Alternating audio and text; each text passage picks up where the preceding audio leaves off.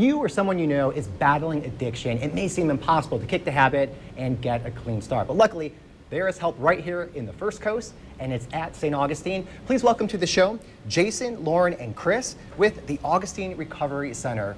Guys, it's such an impossible task, if you will, to break the habit and move on. So I just want you guys to open up and start off just giving an overview of the Augustine Recovery Center. Let's start with Lauren. Okay. All right, so first of all, what's your background?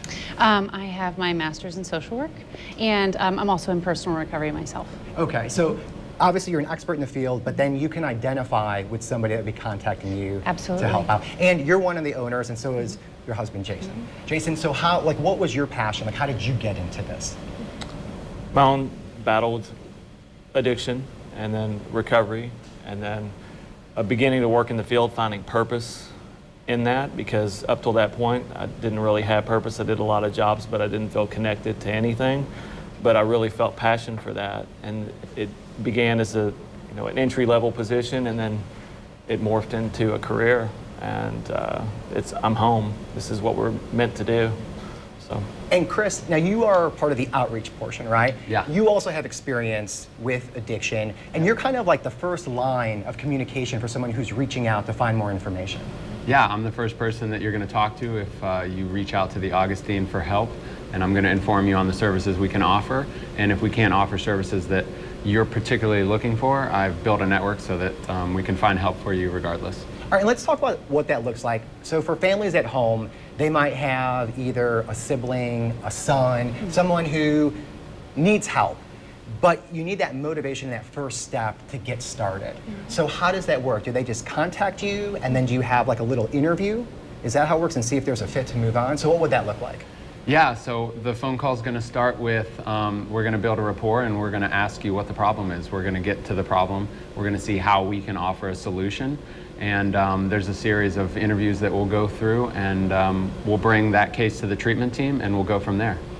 For the most part, Lauren, it is a family affair, correct? You need the support with the family to come on and make the Absolutely. Absolutely. We have a family program as well. We do a family intensive every 5 weeks. So the families actually get to come to the center, do their own therapy, and then they also get to interact with their clients and do therapy too. So everybody comes together and talks about it. Now what they're talking about, it's out in the open. It's not a secret anymore.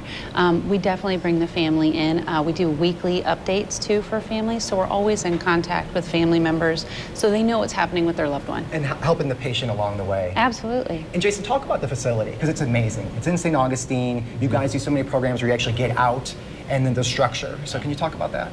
Well, it's 90-day minimum stay, so it's longer term than most traditional treatment stays. We're on 8 acres, 9 acres now actually. We have a quarter-mile running trail. It's very active. We get them out, moving about. So as far as, a lot of times people with addiction think that they're going to go to some hospital, they're going to go to some place where they don't feel comfortable. Our place was meant to feel like home.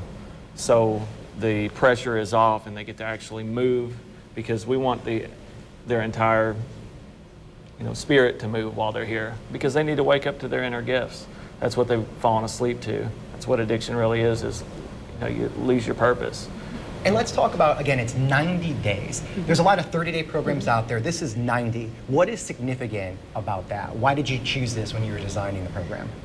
Well, in school, there's a lot of studies about the differences between a 30-day or a longer-term program. And one of the articles I always refer people to is an LA Times article called The 30-Day Myth.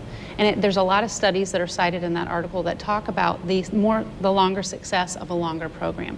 So, even if you just go to Alcoholics Anonymous, they always say 90 meetings in 90 days. There's a reason for that 90-day mark. The kind of craving roller coaster starts to subside right around that 90-day mark, making recovery more possible. And that's basically why we choose that philosophy.